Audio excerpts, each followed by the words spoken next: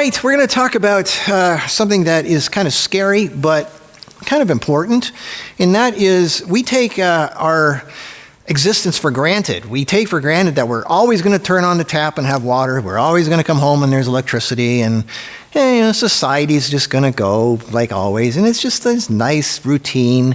Well, we don't realize how on the edge and how fragile this whole system of the world is. Anything can happen at any moment. For example, the sun could shoot out an electrical charge that could just zap the entire electrical grid of the world. Or, with the instability of world countries, some idiot could explode a nuclear bomb 300 miles in the air above Kansas and wipe out the entire grid of the United States. Also, that's called an EMP, electromagnetic pulse, which could fry everything that's electrical, everything that's all computers, all cars, all airplanes. You would have nothing. You wouldn't be able to go to the bank. You couldn't go to the store. You couldn't go, no groceries. You're screwed. You have no electricity. The power pumping station won't work anymore. No ATMs. You can't go to Walgreens. So you're on your own. So we're going to discuss today how to survive if the power grid goes out. And if that happens, remember, you're not going to have water. And the scariest thing is your toilet won't work. It's going to smell pretty bad pretty fast. So it's back to living like in the 1800s, and it is possible, but they calculate that most people are not going to be able to eat. They don't know anything about survival.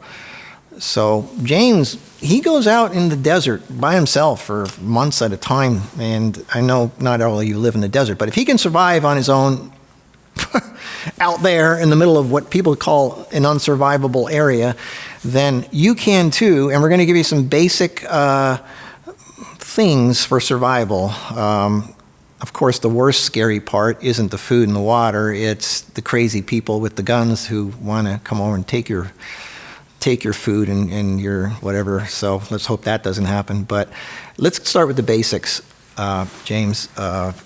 Food, water, the basics of survival. Yeah, it's always a good idea to keep excess water on hand regardless, because a burst water pipe or something simple like that even can leave without water for a period of time. So it's a good idea to keep extra water, get some 5-gallon jugs or whatever and store them somewhere. You want to replace the water once in a while because it can build up bacteria over a period of time. And there are ways of either prolonging that or even purifying water in an emergency situation. I keep quite a bit of water at my house because I do have a large aquarium too, and I have to change the water out. So I fill up a bunch of 5-gallon jugs I got stored out there. And so I got it for emergency water as well as for my aquarium if need be.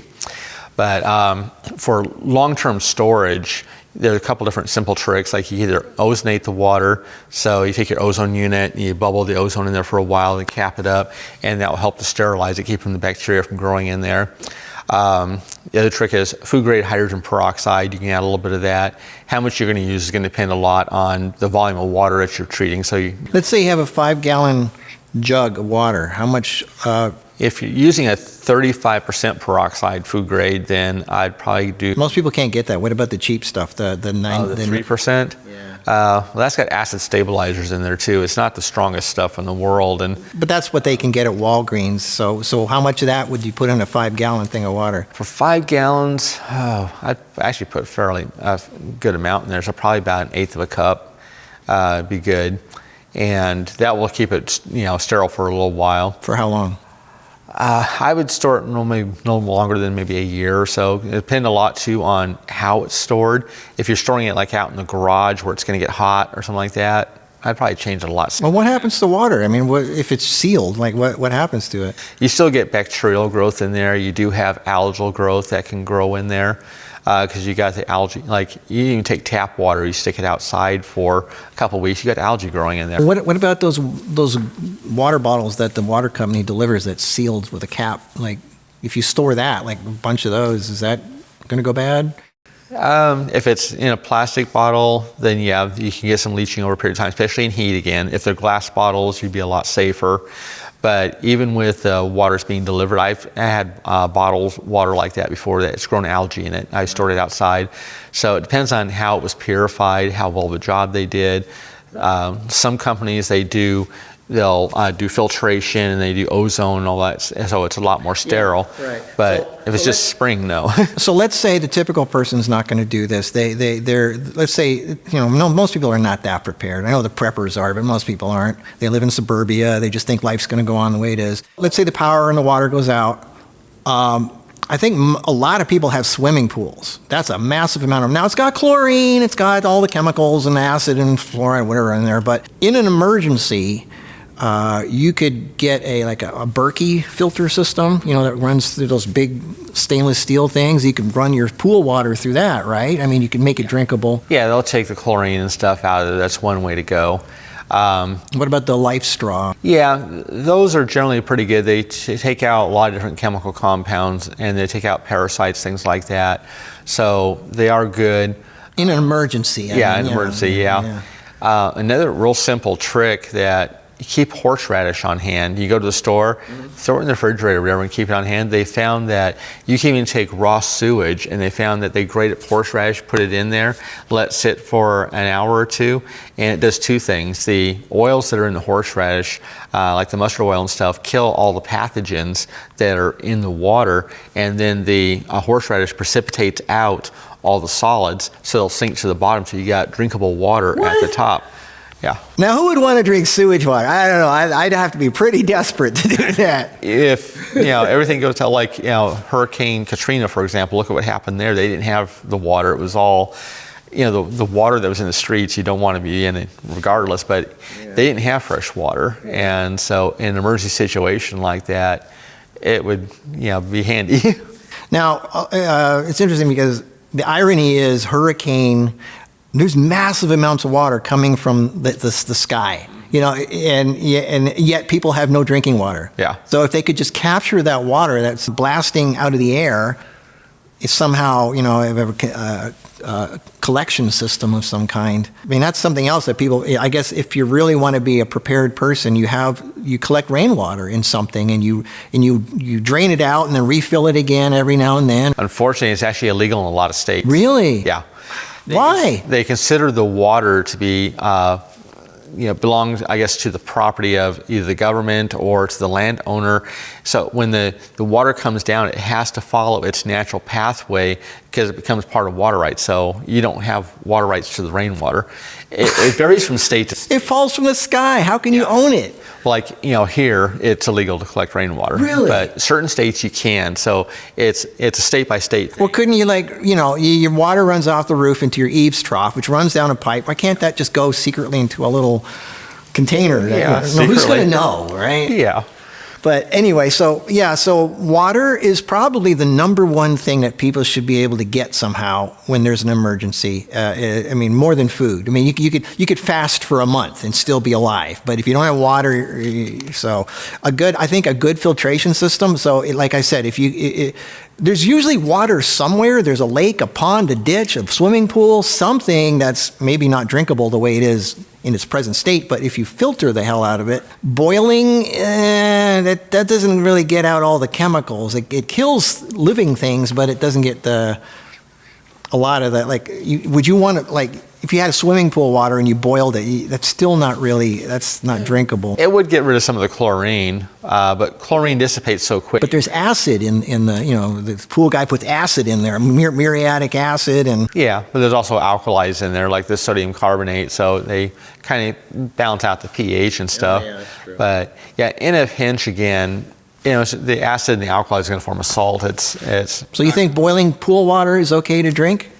In an emergency situation, unless you have a saltwater system. If you have a saltwater system, that's a different story. That's still chlorine, though. That's not totally... People think it's seawater. It's not. It's still chlorine water. Yeah, but you got the salt in the pool, and then the electrolysis is going to split it to form the chlorine, and then it recombines back into salt, so you still have the salt in the pool. The filtration, like a Berkey filter, something is still the best way to go for pool water, right? Yeah, that'd be one way.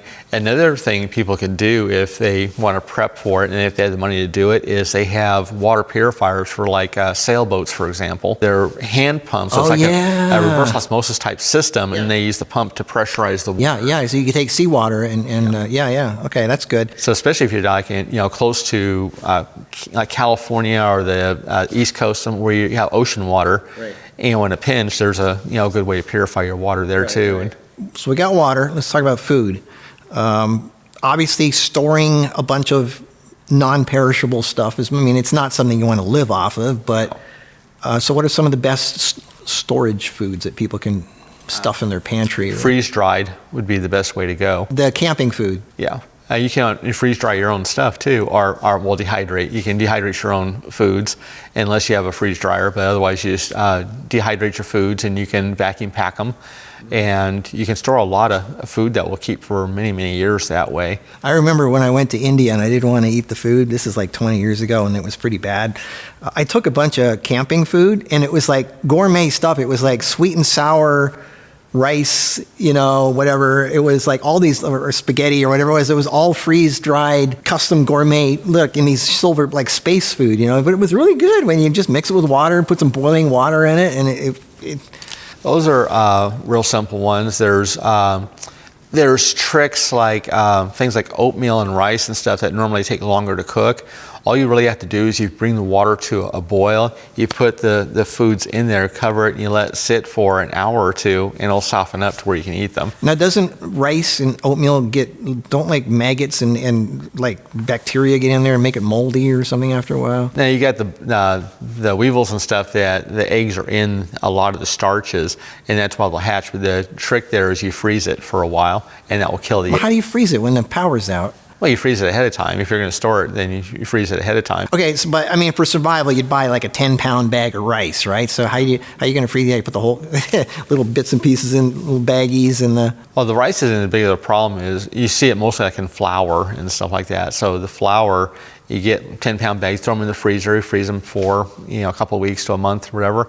That'll kill the eggs, and then you can put it in an airtight container and store it.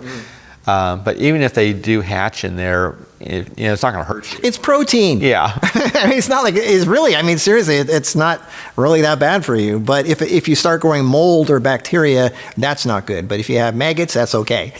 Yeah, the molds and bacteria. If you keep stuff dry, the mold's not going to grow. So. But a lot of people live like in humid, like the East Coast where it's all humid. Yeah. That's not good. That's why I'd vacuum pack if you live in a situation like that. That's true. That'd be your best bet. There's also desiccants. The way to go. You can't. The silica packs. Yeah. And so there's another option there. It's funny, ironic, because rice itself is a desiccant. I have a photography channel, and a lot of times if you're in a tropical country and you go from air-conditioned room to out where it's humid and hot, you get all this condensation on your lenses and equipment, and they say keep it in rice. Not a problem. Another thing to remember too is that a lot of your spices are highly antiseptic.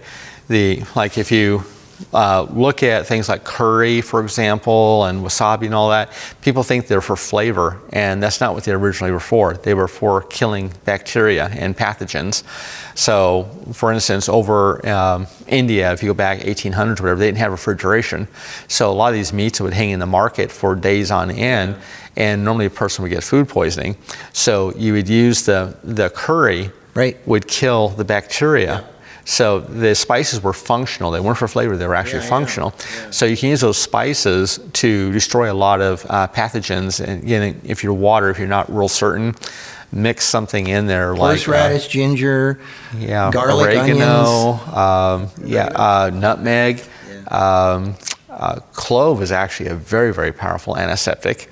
And so that'd be good when you put a couple cloves in your water, let it sit for a while, and then drink the water. If you buy a bunch of hydrogen peroxide, the brown bottles, and you just don't open them, you let them just sit in the closet for, how long can they last? Depends a lot on temperature. If you're regulated, just a normal... Yeah, averaging, let's say 70 degrees or something for the average household type thing. I'd replace them probably after 2-3 years. Because it will degrade over a period of time regardless, and you're going to want it fairly strong. So I'd go ahead because it's cheap enough just to replace. So what's some other good stuff to keep on hand for emergencies? course, medical supplies, bandages, especially butterfly bandages for because you're not going to be able to go get sutured or whatever if you cut yourself or whatever. So, butterfly bandages really important. Gauzes, wraps, things like that are really important. Saran wrap actually has a lot of purposes. Everything from covering wounds to you can make if you had to do something like you mentioned me being out in the desert, I always try to keep a plastic bag or something with me because the plastic bag does a lot of things, including I can make a still out of it. Right, you can collect water at night from the condensation? Yeah, you just dig a hole in the ground and then you put your cup or whatever down below it, and then you take your plastic and you put it over the top of the hole, put rocks around to hold it in place, put a rock in the center, and the water will condensate on the inside of the plastic, drip down. Right, so it's like this with a weight, and it drips into the cup. But that you're not going to get a lot. You're going to get like a couple of tablespoons, maybe. You can actually make more if you take like plants and put your plants around the outside and stuff, so that the moisture is releasing, or cactus, whatever. Desert and plant, yeah, it's being released and it'll condensate, but because you really can't go like chewing on cactus. That's a Western myth type thing. You see it in the movies, and it's like, no, that doesn't work. First of all, if you eat the cactus itself, it's going to dehydrate you because it's so hygroscopic, it's going to suck it up. And the water in there has got so much alkali and stuff in it, I would not be chewing on cactus as far as a water source goes. But making a simple still like that is a good way to get some clean water. And the other thing plastic does, I've used plastic bags to stay warm. Because your body can't breathe. You're just keeping everything in. Yeah, but it keeps you from freezing. Yeah. I got stuck out in the desert one time. Jax and I got stuck out in the middle of nowhere and down this canyon and got stuck in some sand. The battery died on the truck. We had to hike out 5 miles just to get back to the freeway, and we're still a long way from town. So I had to wait for some people to come pick me up several hours, and it was cold out there. So I took a plastic bag and I put the plastic bag on underneath my jacket and everything, and it kept me nice and warm. That's a good idea. Yeah. Especially if you're out, hiking in the snow. Again, it traps that heat, and it's excellent for simple survival technique. Right.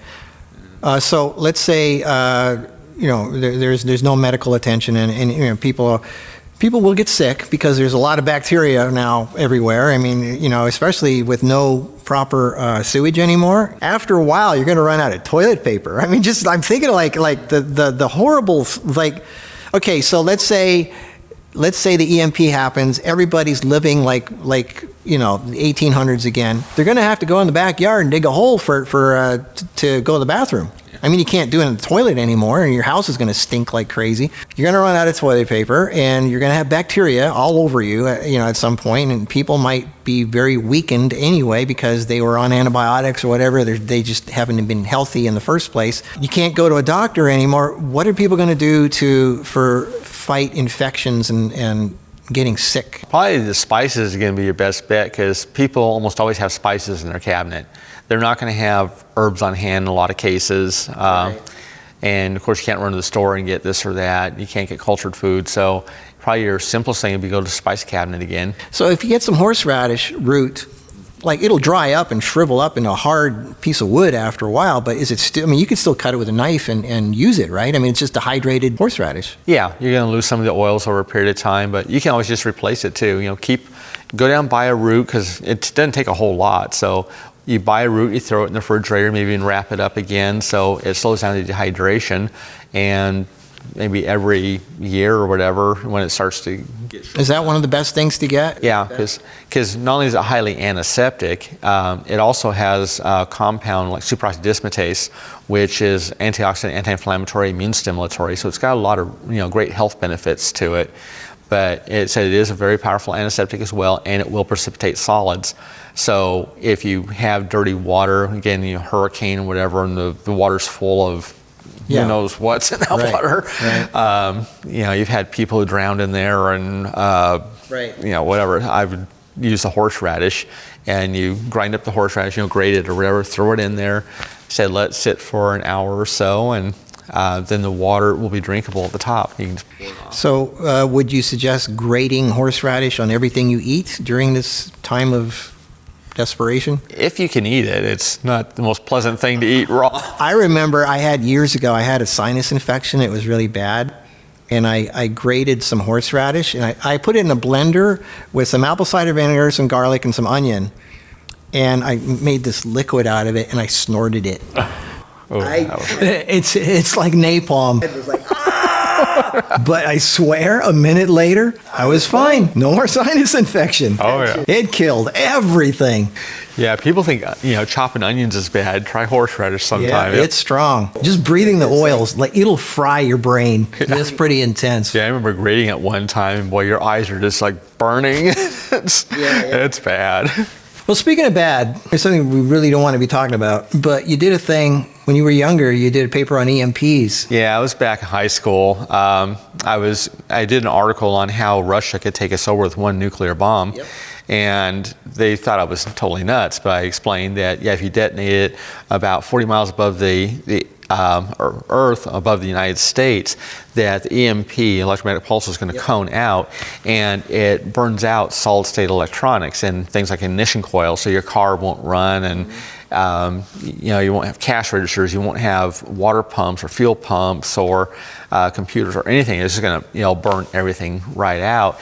But we can't do the same thing to Russia, because Russia was so far behind technology-wise that they ran most of their stuff on tubes, not solid state. Yeah. And tubes are, I think, it's something like 1,000 times more resistant to EMP than solid state. So I did this whole scenario about how Russia could take us over. But the one thing that was really stopping them was that not all of our arms and stuff are in the United States. We got bases over in Iceland. We got nuclear subs. But it is possible that somebody could explode. I mean, all it takes is one nuke about 300 miles up in the air, in outer space, over Kansas. Maybe A, we don't know who did it. B, we didn't see it coming. Or if they see it coming, they take too long to figure out what to do about it. And it happens. They always talk about, they're not going to do anything because we'll just nuke them back, right? The mutually assured destruction. Well, I don't know how willing either side is to totally wipe out the world. Yeah. I think they're going to wait and see what happens.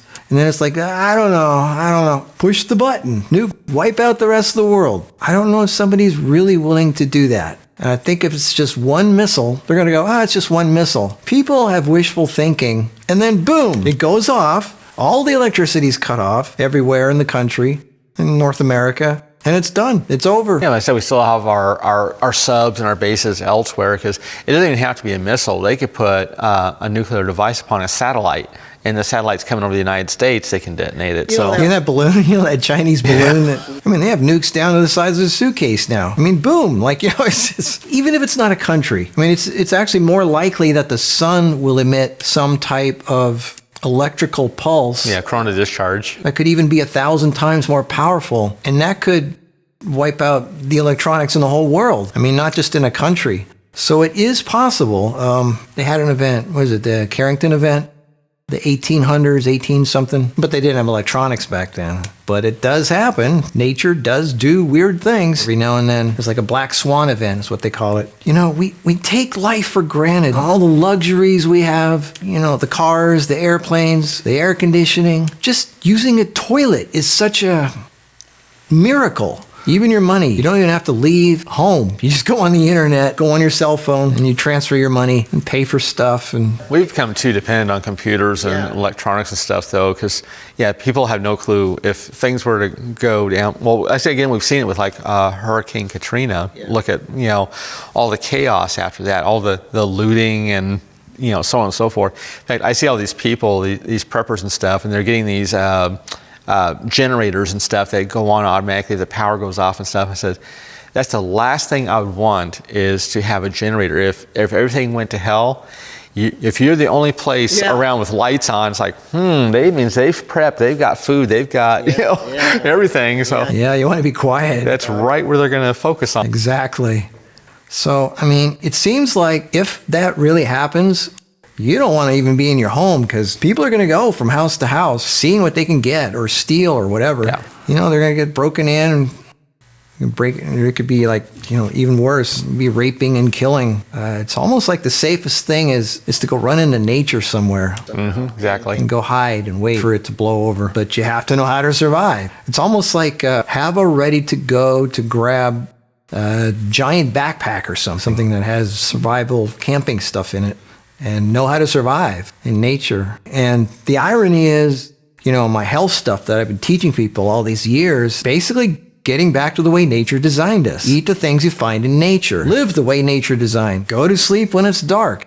Drink water, get sunlight, eat things that are in the produce section. It's getting back to nature that's what heals people in their lives. And I guess what saves you in an emergency like this is learning to exist in nature. Oh, yeah. Because it takes a year, at least. They say there's only 3 major transformer switching stations that, connect everything. And if they're zapped out, it takes a year to rebuild stuff like that. When we had the rolling blackouts back east, was like 20, 30 years ago, something like that. And a big chunk of the Northeast or whatever went black because they had these rolling blackouts. Our electrical system is so aged and so crappy. And then now they want everybody to have electric vehicles and stuff. And our electrical system can't handle that load. They don't have the infrastructure it is to supply the power we need currently without getting blackouts and stuff. And yet they say, well, let's tax it more by putting. It's like an old rickety old person with their bones are fragile and they're carrying a heavy weight and they keep pouring boulders on top. So it seems like instead of a generator, solar panels would be a smarter thing to have because it doesn't make sound. It doesn't require fuel. It's just using sunlight. Maybe some kind of hand crank thing. Yeah, they got the radios that have the cranks, their lights and radio, and so they're emergency radios. I just bought one. What about a pedal? You're pedaling something that creates electricity, which charges a battery. I actually have an invention that I wanted to work on. I'm not say exactly what it is, but it's along the lines of where you can, in an emergency situation, you can generate power to keep your phones charged and lights and stuff like that. And very simple to do, and something that everybody have access to. We'll get it done. I don't know enough about electronics. That was really my dad's field, and so I'm surprised you know everything else. Electronics has never been my thing, and so I just if I had something dealing with electronics, I just went to my dad because he was an electronics genius. And he dropped out of high school, taught himself electronics, and he was developing things that were so far advanced and ridiculous. Like 2 of his last projects he was working on was a supercomputer. It eliminates the CPU, so you can run the computer at whatever speed you want. You can run it 1,000 times faster than today's computers. You can run it 1,000,000 times faster than today's computers. It's just however many of these cells you put together. He didn't finish it up because he wanted me to market it, and I'm like, I know squat about computers. I said, I can't go and pitch an idea I don't understand. Did it work? Yeah, he had a working prototype to it. So what, it's just sitting and rotting in your garage somewhere? No, I've got all his notes and stuff. When he passed away, I went up to Reno. I got all of his research notes. My brother didn't take them, so I didn't want to go in. This is revolutionary. Why aren't you taking it to... I can't explain it. That's about as best as I can explain it. So what would you do if the shit hits the fan and everybody's for themselves and people are starting to get weird and violent? What would you do? Well, I agree getting out of town if you can. That's not as easy as it sounds sometimes. Especially if your car doesn't work. Yeah, or if they declare martial law, they can block the road. And people, if everyone's trying to escape, what we've seen again, people trying to escape the storms, and it's like bumper to bumper traffic. So would you suggest like a mountain bike, a bicycle? If you're capable of getting somewhere with it, then yeah, because you got to remember, you got to carry supplies. Yeah, big giant heavy backpacks. Yeah, supplies get heavy real quick. But plan things out ahead of time. Don't wait till the last second and say, oh, I'm just going to drive out into the desert, or you need to, like, there's places around here I know where you could live. There's shelter because either mine shafts or caves. I mean, I know quite a few. But that's like 30 miles away. Or is it? They're a lot closer than you think. Really? There's some stuff out here that's real close. And so, yeah, again, being born and raised here. Right? So what'd you do? Take a bunch of freeze-dried food with you? Water? Yeah. There are some plants, especially if you go towards the mountains, there are things that you can find up there to eat. It's not plentiful. And if it's in the middle of winter, you're going to be screwed. So, you got to... there's a lot of factors but that's why you want to plan ahead of time. Don't wait till the last second and say, oh, let's just drive out there and see what we can find. You want to plan ahead of time. Is there a place out there that has water? Is there a place with shelter that's not easy to access for people? You can always, if it's a place you know you can reach easily, you can put supplies out there ahead of time. And hide them. Yeah, there's mines out there that nobody goes to that, you could put supplies in a mine shaft or bury them out there if you want. Yeah, make sure there's no brown recluses around. Yeah. I mean, just think about it. If you got bit by a brown recluse in a situation like that, there's no ozone or anything. Yeah, or a rattlesnake, and or you get certain injuries and stuff. I've had some close calls out there with going into the mine. What would you do if you got bit by a brown recluse and it's spreading up your body? I'd be in so much pain you wouldn't care if you die or not, because I tell you, it was painful. It literally felt like having nails driven into the bones of my feet. It was really, really painful. I mean, is there anything you could do to stop it? I did think about, eventually I bought some serapeptase. I was thinking that serapeptase has anti-inflammatory properties. It has enzyme that will, it is an enzyme that's going to break down venoms, proteins. So I thought about that, but the stuff I bought was a slow release, and I was really looking for enteric coated, because serapeptase is broken down so rapidly in the digestive system. You have to get past the stomach into the intestine for proper absorption. And when I got the slow release, they said it was kind of the same, but when I looked at it, it looked like a regular capsule to me. Yeah. So really have to get an enteric coated, like serapeptase would be. But I thought about getting some anyways, keep it on hand, because when we're out in the desert, if like Jax or I got bit by a rattlesnake or something like that, it will buy us time, if nothing else, to get back to town. Because some of the places we go, we're along 20 miles or so out into the desert, and it takes a long time to get back just to a main road. Anything like hydrogen peroxide that you could do? Peroxide won't degrade the venom. You need something that degrades the venom, and enzymes are the best for degrading, because the venom is a protein. What about a whole bottle of enzymes or something? Yeah, the proteolytic enzymes would be the ones you want, because the proteolytic enzymes are the ones going to break down the proteins, or put the protease straight on the bite. It's even better. Go straight to the source. Well, you could, but if it's already spreading up inside your leg or something, it's coming up here. Yeah, the venoms actually are very slow to spread in most cases. It's very rare that if they go right into a bloodstream, then different story. But the majority, like they found with rattlesnake bites, that the venom tend to stay within 1 inch of the bite for 1 hour. So you do have some time there. Well, what about the spider, though? With a spider, it takes about 14 days before you start getting ulcerations of the skin.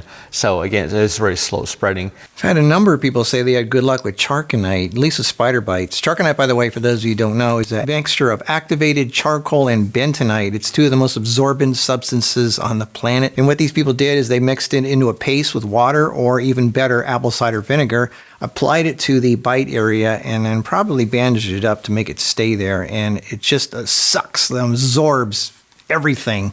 And they said it went away really fast, so you can try that too. Charconite's always really good, especially for poisoning and anything like that. I mean, yeah, it's really, really good emergency substance to have. Yeah, I'm gonna get something. Like I said, with being out in the desert, if I do get bit or Jax gets bit, I want something on hand to buy me time. So I do plan to get something to carry with me, and I've thought about different things, like even like ginger is a good digestive enzyme. Would you? The water filtration. We take like a portable life straw or something like that with you for water. Yeah, I mean, that's really light. That's for camping and stuff. Yeah, and again, you want to make sure that wherever you plan to escape to, make sure that you have a water source. Make sure there is a safe shelter. That's asking a lot for most people. I mean, they live in suburbia. Yeah, but staying in your house is not a good idea, because people will start looting. Yeah. It's like, okay, so here in Vegas and stuff, we got how many millions of people, and if everything went down, the stores only supply so long. Yeah. And we don't have a lot of exit strategies here, because we've got the 95 and the 15. And they're going to be plugged like that. So. Yeah, no, you got to get on a bike and hike or bike, one of the two. But yeah, I mean, water and shelter, that's in the desert, that's asking a lot. Luckily, Nevada's full of springs. If you get a topographical map, actually be a really good idea, because that will show you where these things are at. But don't you think people are going to go there, gather around these springs? It's like the first place people go. Well, that's why I said you want to plan this out ahead of time, because there's some springs that are so remote that people aren't going to find them. There's a spring just east of here And it only runs part of the year is the drawback. So again, I've seen it at times where it's seeping out of the ground, and there's other times where it's been dry, but there's another spring just up the wash, not too far, probably 300-400 yards, and there's a little bubbling spring there that it's not one that you can sit in or anything. It's just, a little, but it's enough to get water out of. But, so there's a spring in a dirt lot, but there's no shelter. I mean, you got to make your own lean-to or something. Yeah, you can go online, learn survival skills, or get a book on survival skills. But the biggest thing is plan it out ahead of time. Have an emergency plan, because you don't want to sit there and when the S hits the fan, you don't want to be just zipping out there and say, well, let's hope we can. Yeah, you could freeze to death. You could whatever. I mean, it's. But then again, another thing I'm thinking about is if you're trying to stay warm at night, you can have a fire. People can see the fire, and it's like attracting people, like flies to a light. Well, so there's enough places. Well, at least here, I said out in the desert and stuff. There's places where you get back in a canyon, no one's going to see nothing. So, and if you're like in a forest area, same thing. You don't build a big, massive fire. You build very small, enough to keep you warm or whatever, cook your food, whatever you need to do. But the biggest mistake people make is they're throwing the wood on there and they got this fire that's producing flames 10 feet tall. They want the bonfire, and it's that's asking for problems. Would you take weapons or just kind of run and hide? If you have weapons. I don't know. I think if you hurt somebody or kill somebody, they're going to have friends. They're going to come after you. I know it's just asking for trouble. Every energy you put out come back to you some way. I think the best thing is if somebody breaks into your house is to just hop out the window and run into the golf course or whatever, is just run and hide. Well, I say the best bet is to get out of town, because like I said, you got that many people are they're gonna loot everything. Once the stores run out, houses are next. And they're gonna look for people who have generators and stuff. That's gonna be the first place they're gonna look, because they know they're stockpiled and whatever. So I would, try to get out of town first. If you have a weapon like a gun or something like that, it wouldn't be a bad idea regardless, because you can also hunt with it. There's rabbits out there. There's all sorts of things. I mean, even trying to get into a barrel cactus, you can hit it with a gun. It makes it a lot easier to get into. And having a knife on handy comes in very handy for a lot of different things. You might have to cut splints or something like that. If Well, you should have a knife for sure. But yeah, I said a gun would be very handy if you've got one, because I said hunting, there is food out there in the desert. There's definitely a lot of rabbits. We have badgers here, and we have badgers here. Yeah, it shocked me too. I saw one hit on the road coming down from Reno one time, and I did a little research on it. Turns out, we got badgers. Wow. Northern Nevada. That's kind of scary, because those things could really do some damage. Yeah, there's a lot of stuff I found. I've seen silver foxes here that aren't native to here. I mean, I wouldn't want to make a campfire at night and a badger comes to you. Yeah. Oh my God, jeez. And the rattlesnakes, they get attracted to the heat. Yeah, well, the fires also keep things like mountain lions. That keeps the mountain lions a little bit at bay, and should hopefully keep the coyotes a little bit at bay. And Northern Nevada, of course, you've got more water, you got more wildlife. There's raccoons up that way, there's porcupines. And yeah, the mountain lions is scary. That's they hunt at night. Yeah. They're fairly rare here. I mean, we've had a few come into town, a few times, but they're relatively rare. I worry more about the coyotes with, my dog Jax. I worry more about the coyotes than anything. She ignores the snakes. I don't really worry about them. And but the coyotes, because they can take her very easily, then I make her stay next to me if it starts getting dark. That's when they're more active. So I let her explore when it's daylight and stuff. But it starts getting dark, she's got to stay right next. Well, okay. Any last words of advice? I mean, this isn't a fun subject, but survival is kind of, it's like last resort backup, just be ready for anything kind of thing. Just don't expect life to be cozy forever. I mean. Yeah, so the biggest thing I said, plan ahead. If you wait till the last second, you screw yourself. So make sure that you have maybe some spare gasoline that you change out regularly so that you have the fuel. Because if the pumps go down, power goes out, pumps go down, you're not getting gas. Right. So make sure you have sufficient gas. Make sure you got the sufficient water, first aid supplies, freeze-dried food, weapons, whatever you're going to need, and plan on where you're going to go. Say, don't wait till the last second. Figure out. Is there a cave out there? Is there a spring close by where you can get water? Is it well hidden? Of course, I said Nevada is so much empty land out here. There's tons of places out here you can go disappear very easily, and no one's going to find you. So, we got Lake Mead out this way. So Lake Mead, there's tons of caves around Lake Mead. So, you do your exploring ahead of time. Make your plans. Lake Mead's a big thing of water. You could filter that, drink it. Yeah, we got the washes going down into there, and we got actually the man-made lakes here in Vegas too. That that's nasty water, but in emergency again, it's. But again, you don't want to stay in town where you're confronting people and fighting over available supplies and stuff. So be prepared. Figure out where you want to go. Have your family plan. This is where we're going to meet in case of an emergency or whatever. And but be prepared ahead of time. Don't wait till the last second and then decide you're gonna, because I said, if everybody's trying to leave on the roads here, so we got 4 major ways out of here, and if you wait till the last second, those roads are gonna be packed. And did you fill up, you have a full tank. If you're down to a quarter tank of gas and you're stuck in stop and go traffic and you have 100 miles to go, good luck. So. All right, well, I don't want to depress people too much, but I don't know. It's something that I guess people should think about once in a while, and you never know. It's be prepared. Those are the... Donner Party wasn't prepared, and look what happened to them. So. Yeah, right. Well, thanks, James. It's always a pleasure. I try to think up interesting subjects for people to, things they don't expect. But before you guys get too bummed out and depressed and lose hope, realize the chance of an EMP happening is very slim. But there are emergencies that you should be prepared for. And in the last video, for those of you who didn't see it, and everybody should see this last video that I did, I showed you all kinds of ways to prepare for almost any emergency. How to generate your own electricity, how to filter your own water, how to have an emergency food supply on hand, emergency tents, sleeping bags, backpacks, how to make fire, filter water, and how to listen to and communicate with the outside world. Do not miss that video. Go see it if you haven't seen it yet. It's really important to be prepared.